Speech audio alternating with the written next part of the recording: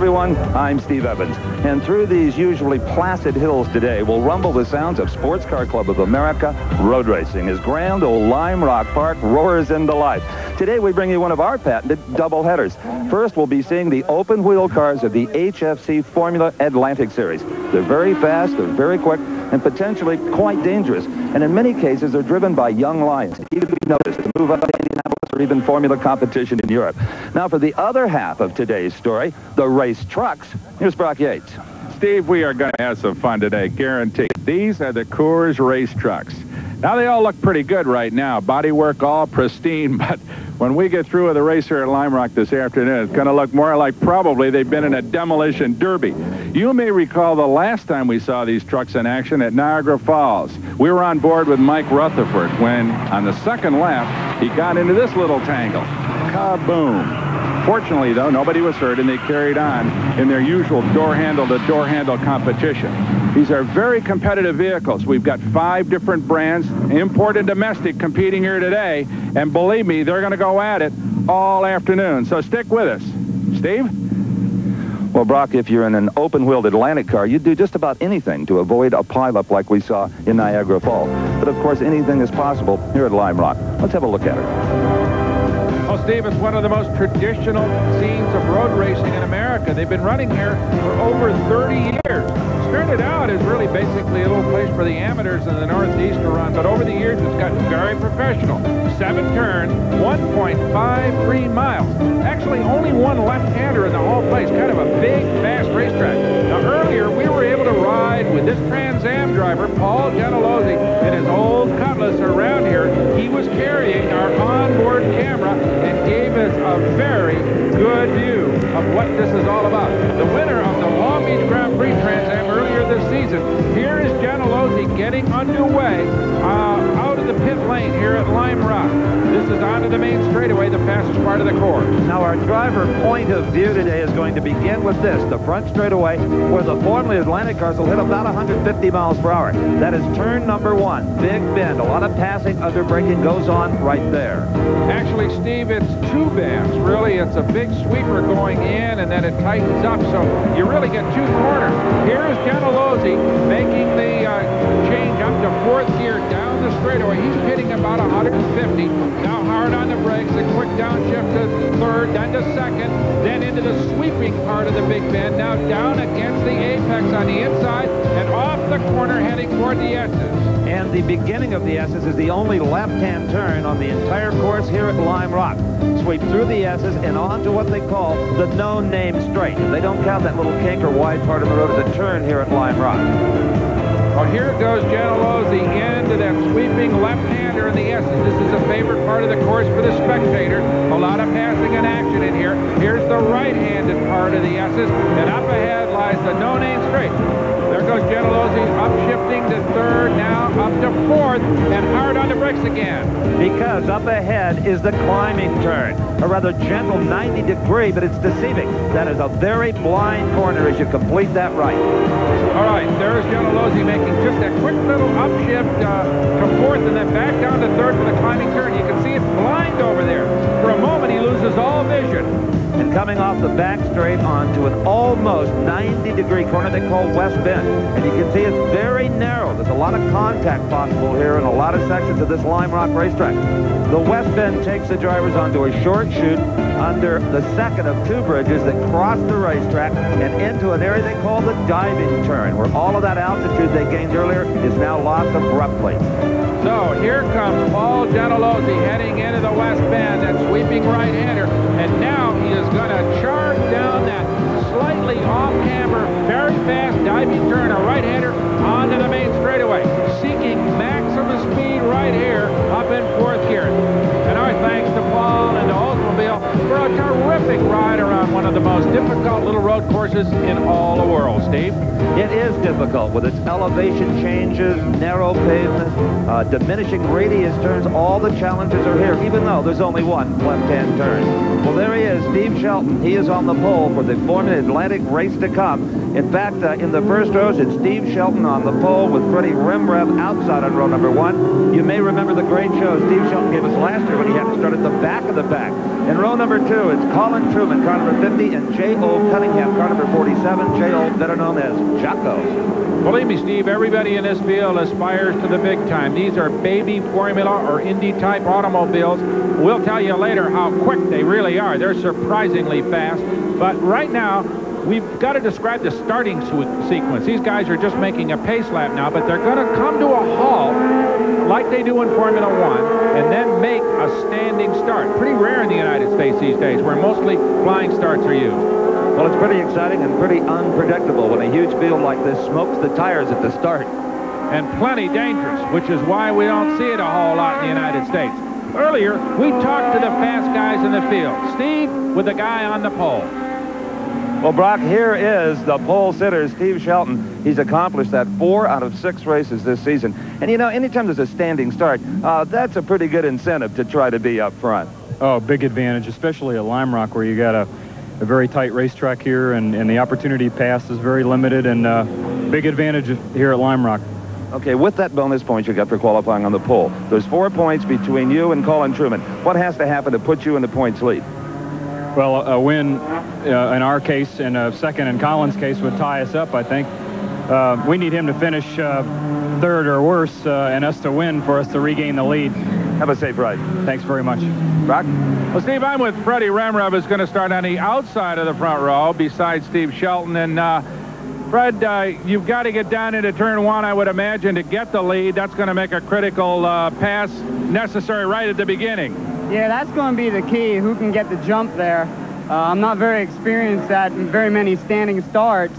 I haven't really got to start much, so this is the first time I really got to run, so we'll see how it goes. This could be an adventure. Just one quick question. Where is the best place to pass on this racetrack? Probably going into turn 1 or coming out of the last turn, anywhere in the straight. Okay, we're going to watch him. Good luck, Freddie. Steve? Well, Brock, starting alongside Jocko will be this man, Colin Truman. And Colin, you've already seen your points lead evaporate a little bit from 5 down to 4 because Steve Shelton has taken the pole for that 1 point. Yeah, in qualifying we had a bit of a problem, but we think we can run with him in the race, so I think it'll be very close. Is this a strategy where you just get out in front as quickly as you can? Yeah, you want to get out. It's a very, very short race, and you can't afford to wait for something to happen, so it's best to just try and get the lead when you can and take advantage of it. Let's hope nothing happens. We'll be watching. Thanks. Thanks. Okay, Brock? Steve, I'm with Jocko Cunningham, who's going to start 4th on the grid, but believe me, he had a couple of adventures before he got there. He crashed the car, came back in, repaired the bodywork, and then went out and went really quickly. But, Jocko, did you go as fast as you had hoped to? No, I didn't. I went about half a second quicker on Tuesday here in testing, but I'm really not quite comfortable again. I had a pretty high-speed one coming from West Bend through the bridge and down almost into the last corner, so it was quite a ride. So you feel, though, that you can run with the leaders? I do feel we can run with the leaders. I think we have a good chance here, and I think we're going to prove it in the race. We're about to find out as number 2, the pole sitter, Steve Shelton, leads the field into their standing start positions. Now, nothing will happen until all of the cars are on their mark. And until that happens, each driver revving up their engines, trying to keep the spark plugs all running clean, not wanting them to load up. And soon they'll all stare at this, a red light. When it goes green, everybody lets out the clutch, hopefully at exactly the same time. When they don't, well, big problems can happen. The big danger, Steve, is if a car stalls or a guy lets the clutch out a little bit too quickly and stalls it. Here are some problems already. That is Louis Rettenmeyer in the number 52 car, and he is hopefully going to start in the 10th spot. But at this point, engine not running, and the starter, he's going to wave him off for a few minutes. He says, shut him off, guys. We've got a problem. So we're going to shut the cars down and wait for a little time here to determine what we can do with Louis Rettenmeyer, who is going to bog the whole deal down unless he can get his race car started right away. But, Brock, it's not just Rettenmeyer. The problem has been compounded. Car number 22, John Thompson. also was having a problem on the grid. His engine had stalled, so the starter made a wise decision, I'm sure, with all the things he faced here. That's SCCA Chief Steward John Bornholt conferring with Greg Schick, the starter, to try to determine the new starting procedure. In the meantime, pole sitter Steve Shelton waits patiently. Stick with us. We'll be right back at Lime Rock. And just a few moments ago, which was a false start. Everybody lined up on the grid, and then we had a couple of car stalls. So the SCCA stewards got ready, and now they're going to get underway again. But let's go to Steve for an explanation. Well, Brock, it looks like we're not going to have that Formula Atlantic standing tire smoking start because two cars stalled on the grid, 22 and 52. No way were they going to turn on that green light with cars out there that couldn't move, that had just been run right over. So the SCCA has decided to have a typical, a more standard pace car start. They're on that pace lap right now. For my own purposes, I really think this is a fairer start and provides better action through the whole race. The standing starts, though traditional in Europe, can be very dangerous and awful hard on cars and drivers. Well, Steve, let's not forget how fast these race cars really are. These automobiles get around Lime Rock Park. Shelton averaged 117 miles an hour. By comparison, the quick time for Trans Am cars is 104. So these little rats are really serious race cars. And you know what also impresses me is how quickly they can stop, kind of like Formula One cars. They can stop from 80 miles an hour in less than 90 feet. Is that unbelievable or what? Now, here is a view over the starter's shoulder. They're coming down off the hill. Shelton holding them in the line, but look, there's jostling in the back there. That is Eric Lang in the orange number 5, Steve. He got out of line for a while. They're still kind of disordered back there. Well, finally, Steve Shelton gets on the gas. Oh, out of the dirt comes Colin Truman in the 50 car. He's back on the racetrack and heading, and there's a little smoke off the left rear tire. I do believe, but that cost him dearly. Well, he may have been bumped in the middle of that mess there as we watch Steve Shelton come off turn number 1 and through the S's. He's got a pretty good lead over Freddy Rhemrev and Jocko Cunningham. Well, nobody's got a pretty good lead for the third position. Right now in third is Jocko Cunningham, 47, the white and orange car. Right behind him, 22, John Thompson, the white and red machine. Then the blue and green car of last year's winner, number 42, Michael Greenfield. Those guys are really going at it. As I think it was Freddy Rhemrev said, you got to get a super start here or else you're in trouble because these cars are very evenly matched. All basically the same engines and essentially the same chassis. So if you fall back at the beginning, you're in deep trouble. Well, that's the whole point of Formula Atlantic. The rules are all structured to put emphasis on the driver. And drive it is as Michael Greenfield slides past John Thompson to take over the pro spot going down into turn number 1. Of course, all of this might be a lot different had not Colin Truman had some problems on the start, gotten off into the dirt. He is no longer out on the racetrack. The points leader coming in has had a disastrous first lap. In this third place battle, they're just running like a train. 4 cars there, 47, Jocko Cunningham, the white and orange car. Michael Greenfield, 42 in that 4th spot that just gained. That is the blue and green machine. 22, John Thompson, number 6, Charles Batka. They're all in there for that third position. But the big story right now has got to be in the pit. Colin Truman climbs out of his red number 50 car. He's got to be just thoroughly demoralized. And down there to talk with him right now is Brock. Colin Truman, an obviously disappointed young man. Had trouble on the start. Sitting here on a pit wall. Getting ready, hopefully. Colin, what exactly happened? Looked like a bad start. Trouble got down on the inside. Did you damage the suspension when he got off on the dirt? No, Cunningham hit me and broke the suspension. What do you think the problem is? I didn't look. I don't know right now, to tell you the truth. Something's bent in the left. Going to try to get back into it? We're going to try. Okay. Well, we're sorry that happened so quickly. Okay, Colin Truman sidelined, hopefully getting back into the race here if possibly he can get some repairs made. Well, that was the sound of utter disgust. One of the prime favorites sits silently in the pit area. The race for 5th, the 22 machine of John Thompson, the white and red car, just behind him, the all-red number 6 of Charles Batka. Batka really putting on the pressure. He's going to try it on the inside as they go into Big Bend and gets him under braking. A nice move. Well, Steve, things are starting to reorder themselves, and a little mix-up at the start. Thompson got all the way up to 4th. He has now fallen back to 6th, which is exactly where he started. So maybe that's where he belongs at this point based on his qualifying time. I'm sure he feels like he ought to be up higher, but right now he is in the 6th spot, having just been passed by Batka. But Brock, you know, the red 6-star Charles Batka, to a combination of horsepower handling, maybe good driving, he appears to be reeling in 42 Michael Greenfield in the blue and green car just a bit. Yes, he is indeed. All right, here is your leader, 38-year-old Steve Shelton from Fort Lauderdale, Florida. Probably the top Formula Atlantic driver in the United States. These cars are run in various forms all over the world, but Shelton, one of the world-ranking drivers, and a guy that a lot of people felt had major potential or has major potential for the big leagues. A fine race driver and showing it right now. Talk about your strange twist. The two cars that caused the cancellation of the standing start. The white and red machine right there, 22 of John Thompson, and the blue and white machine, 52 of Louis Rittenmeyer. They are battling right now, nose to tail for the 6th position. Actually, Steve, John Thompson has only been racing a few years. He started in 3/4 midgets.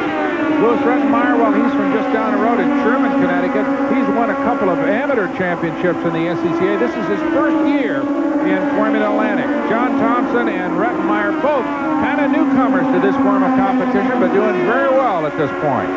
And I'm sure excited to be driving such fine equipment as that battle continues for the 6th spot between 22 John Thompson. This is Rittenmeyer. He took a look there, but just didn't have the power to pass.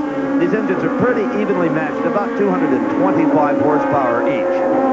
Which is a ton, because the cars weigh only over just a little over 1,000 pounds. There is the race for 8th place. That's Scott Harrington in the green number 20, and right behind him, and that bright day-glow orange number 5 is Eric Lang out of New York, 25-year-old driver. Remember Lang, he had a little jump on the start there, got down in the dirt, and then got back in line before the green drop. You know, Brock, you talked earlier about these cars being tremendous trainers for guys like Scott Harrington that may have aspirations of moving up into faster formula cars. These are ground effects cars. They do have they give the driver that feel. No ground effects needed, unfortunately, for this car, the red number 50 of Colin Truman, that was battered on the very opening lap. In fact, right at the start. Let's take a look back, Brock, and see exactly what might have happened. You see Colin right in there in the center, the red number 50 car. Now there is Jocko Cunningham in the 47 car to his left. And Jocko apparently pinched right down and kind of chopped him off. Yeah, that's motor racing. You know, if you want to race open-wheel cars, you got to take those chances. And that was just a move in a lot of tight traffic. But this man, Colin Truman, was the guy that paid the price for that little brush. And his crewmen are working on the uprights of the left front wheel and trying to get that replaced. I would imagine that Colin may get in and run a little bit, but he is the points leader. And perhaps if he gets started here very shortly, he can get a few points to pad his lead. Right now, though, it's this man, Steve Shelton, and Freddy Rhemrev right behind him in the 28 car, fighting for the lead here at Lime Rock. They're going to lap some traffic right now, Steve. That is Tommy Van Scoy in the red number 9, Ron Canizares in the red number 29. Those two cars are getting lapped by the leaders. It's a battle for the lead right now. Stick with us. We'll be right back at Lime Rock, Connecticut. Yet another casualty here at Lime Rock in the HFC Formula Atlantic event. This is Russell Newman, car number 51. He started 16th, but he's got some big mechanical problems. The Racing for Kids car. That is the hole-in-the-wall camp run by Paul Newman for seriously ill children. And Russell and some of the other drivers, Brock, donating part of their earnings to that very worthy cause. And a good effort it is, Steve. But right now, Newman, though, sidelined with real problems. And this is a sprint. Okay, no relation, by the way, as we look at the leaderboard. Steve Shelton, Freddy Rhemrev, Jocko Cunningham, Michael Greenfield, and Charles Batka Jr. all obviously on the lead lap and only a matter of a few feet apart. Thompson, Rettenmeyer, Harrington, Kaneda, and Lang round out the top 10. Now remember now, this is a sprint race, so anybody that's parked in the pits is out of it. There's no stops allowed here, believe me. All right, this is the race for 8. Number 20, Scott Harrington in that lime green automobile. Right behind him, 37, Robert Kaneda. Now, these two cars that they're driving are different, believe it or not. Harrington's in a Ralt, Kaneda is in a Swift. Now, those chassis are not exactly household words, but they're mighty important in Formula Atlantic. A year ago here at Lime Rock, the entire Formula Atlantic field was comprised of English-built Ralt automobiles. There's still some Ralts around, but they no longer dominate. Before we introduce you to the new kid on the block, here's a 1988 Ralt. Now take a look at how wide the car is and the front suspension. Okay, here is the series-leading number 50 car of Colin Truman, the bright red Swift. It is designed by an American, David Bruns. It is built in Anaheim, California. Now, all the suspension bits that are exposed to the atmosphere and the airflow, they're all streamlined tubing. Every little bit helps. Now, take a look at how much narrower and aerodynamic the Swift car is. That's because in the tub, instead of using just aluminum like the Ralt, they have used fiberglass and a honeycomb material and aluminum so that it has the rigidity of a wide car but is narrowed up like this. Now, the engine is mounted just a little bit lower in the car for a lower center of gravity. And look at the air intake. Instead of sticking up here like it does on a Ralt, it comes down to the side pod. Again, aerodynamics. Now, the Swift has piston-actuated suspension front and rear. So does the Ralt, but the Swift had it first. So the next time someone tells you that America can't build a competitive formula car, you tell them about the Swift from Orange County, California. And incidentally, David Bruns came up through the ranks like a driver will. He started designing Formula Fords, then Sports 2000s, and now this beautiful Atlantic car. And on the oval at Milwaukee, they were just absolutely the head of the class. So if you may see this man and his team go to Indianapolis. Well, Steve, to amplify that, the top 4 qualifiers here at Lime Rock were on board Swift. Shelton leads the race right now on a Swift, but back for the race for 9th spot. This is number 20, Scott Harrington, and number 5, Eric Lang, battling it out at going by a lap car there. Robert Caneda, he has gone by and is currently in the 8th spot up ahead of them. And just in front of him in the 7th spot is 52, Louis Rettenmeyer in the blue and white car. And in the 6th spot, the 22 white and red machine of John Thompson. So it's very competitive all over the racetrack. And this is an example of that Swift-Ralt battle. That is John Thompson in the 22. That's a Swift. Right behind him, Rettenmeyer in a Ralt. So these cars, though, Steve, pretty evenly matched for most of the field, except right now the Swifts definitely have the advantage up front. And they all run rock on exactly the same Goodyear spec tires, so no one has an advantage there. And every driver you see out there is running the tires that he qualified on. They don't have any gumballs or special qualifying tires here whatsoever. Well, that's to try to hold on to prices or to the cost of this competition. To try to keep the cars, as you said earlier, as even as possible and to make the difference in the cockpit, where the race drivers are working hard and trying to show their skills and to move on to other forms of open-wheel competition, specifically Formula One and kart Indy type racing. That's where these guys want to be in a year or so.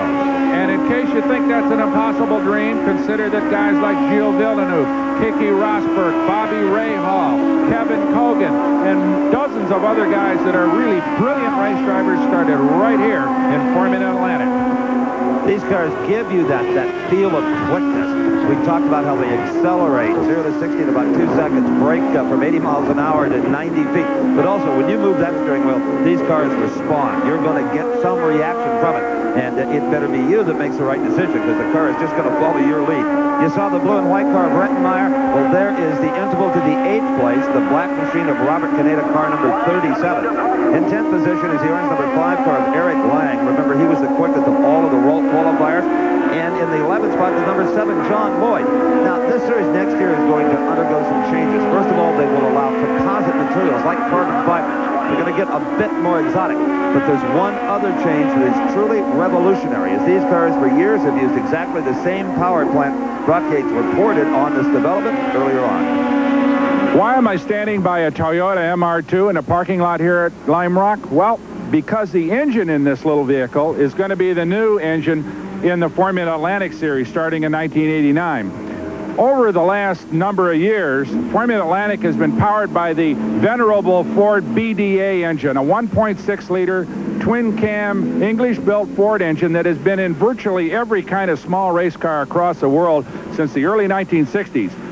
American drivers will best remember it as an engine that basically is like the one in the old Ford Pinto, but it's been in Formula 3 cars, Formula Atlantic cars, some Formula 2 cars in Europe and New Zealand, all over the world. But now it's beginning to be phased out by the Formula Atlantic folks, and Toyota has stepped up to provide a new engine. This 4-valve twin-cam MR2 engine will be used in the Formula Atlantic cars starting in 1989. They'll be able to be used in combination with the Fords in 89, and then in 1990, the entire Formula Atlantic formula will switch over to Toyota power plants. So the engines will still be pretty expensive, about $15,000 a piece in race trim, but it will be then an all Toyota series. Well, one of these four drivers wishes he had a little more horsepower right now. That's the race for ninth. The green car of Scott Harrington in the ninth spot, followed by the orange machine number 5, Eric Lang. The dark blue car number 7 of John Lloyd. The red 29 car in there is a lap car. That is Ron Caniceres. So here is the number 7 car of John Lloyd trying to move in on Eric Lang. Remember, Lang ran really strong at the beginning, qualified well, but now is just faltering a little bit, whether he's got some chassis problems or whatever, but he is being challenged right now by John Lloyd as they go down past the start line. And look at that. Lloyd dives underneath Lang, going into turn number 1 to take over that spot. 10th spot goes. Right now, though, we're under power with gasoline power, Formula Atlantic power here at Lime Rock Park, Steve. And a monster change on the leaderboard. Freddy Rhemrev, number 28, is now in the lead. You'll recall he was following Steve Shelton in the number 2 car very closely, and Shelton apparently had some kind of a suspension problem. He didn't hit anything, nothing hit him, but the car suddenly just went out of control. Freddy Rhemrev inherited the lead. Now, where is car number 2 at this very moment? Well, he's in a rather undistinguished spot, way off in the woods at the head of the no-name straight. And to penetrate that far into this dense foliage, he had to be carrying a lot of speed, Brock Yates. Well, yes, absolutely. Not only disappointed that he lost the lead, but I'm sure he hurt the race car pretty good. As his crew very concerned about him. They've received word that Shelton himself is all right, so that part of their concern is eliminated. But the race car, well, who's to know what kind of damage it sustained? It's an inaccessible part of the racetrack, so we can't get a camera nor ourselves over there to find out. So we'll try to talk to him as soon as he returns to the pits. In the meantime, Pottstown, Pennsylvania's Freddy Rhemrev holds a commanding lead here. Right now, let's go down to the pits with Steve Evans and a young lady who has had an enormous influence over the fortunes of Formula Atlantic. Steve? Well, Brock, as you know, the tremendous improvement in the HFC Formula Atlantic Series in the last couple of years is due, in great part, to this lady. This is Vicki O'Connor, who is the administrator of the HFC Atlantic Series. Congratulations. It's never looked better, the racing's never been closer, and the purse is never better. Thank you very much, Steve. We're very proud of the series. It's taken about 3 years of hard work, but what we have is a very proper racing car that all the drivers love to drive. We have a very promotable series. The fans like it, the track owners like it, and we're just proud of it. And this really all began with your involvement in membership in the Sports Car Club of America. Well, yes, I've been a member of SCCA for 20 years right now. Well, of course, I was 12 when I joined, but it has been a very rewarding experience. I started out doing some registration, working at the local tracks around the Chicago region. Then for a number of years, I worked for Carl Haas, who is involved in racing, and all of a sudden came up with this idea that actually started with Pro Sports 2000 and took Atlantic after that.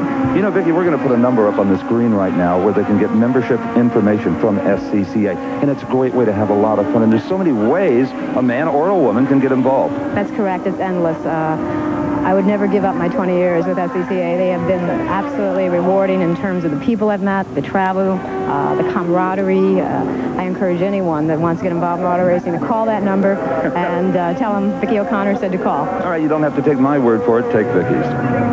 All right, the final lap, the last 1.5 miles for Freddy Rhemrev.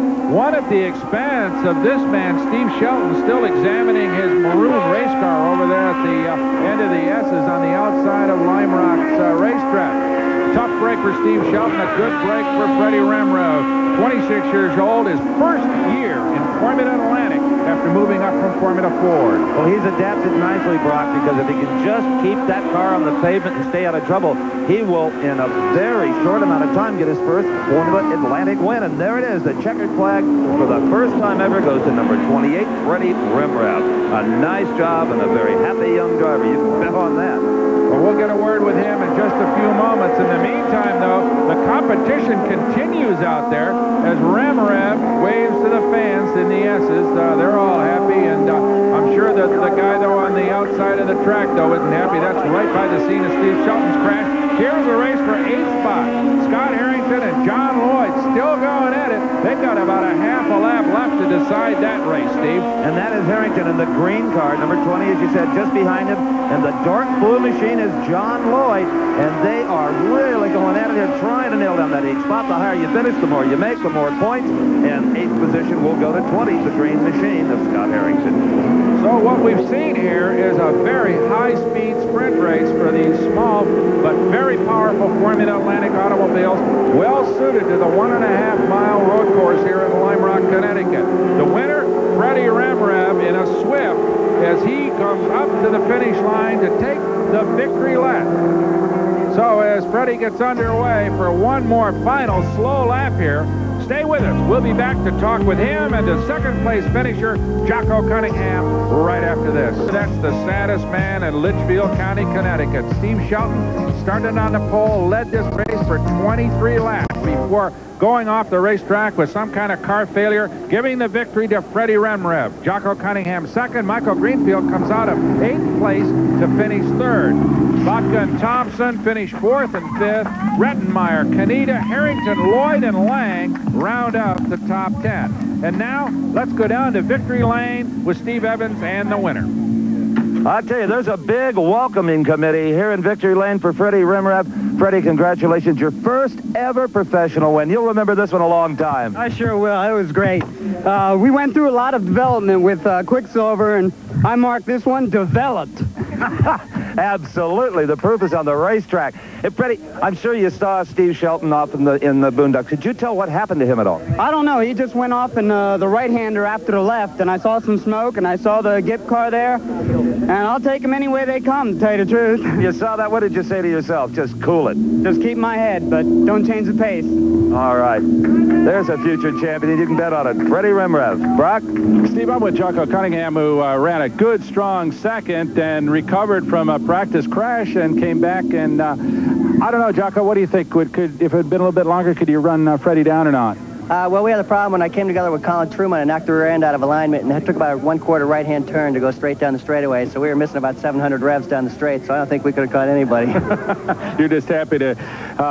any idea what happened to Steve out there? I do not. I did not see him, and I'm not sure what happened to him. All of a sudden, I saw P2, and I didn't know where he went. Well, it was a good race, and congratulations. Nice stout finish for second. Nice to meet you. Yes, sir. Thank you. Thanks. Steve? An incident like this is disappointing to any race driver in any kind of racing, but to have a 9-second lead, Steve Shelton, well, that's just disastrous. Oh, well, I don't know about this season, Steve. Had some bad luck in Montreal, and as you can see, the stub axle broke there, and it's total surprise to me. No warning at all. No warning, no contact, just broke. No, just under load. It gave out in the S's over there. I guess I'm semi-lucky it wasn't in one of the faster corners. Indeed. Here we can see the broken left-hand corner of that race car. And, of course, to have won here with what happened to Colin early on would have given you the points leads. A lot of would-haves here. Was he out? Colin went out early? Yes, first couple of laps. Well, that adds insult to injury, sure. See you on down the series. Thank you. Well, a doubly disappointing day for Steve Shelton, as he not only loses an opportunity to win here, but also loses the chance to take over the points lead in the Formula Atlantic Series this season. But as his hopes are momentarily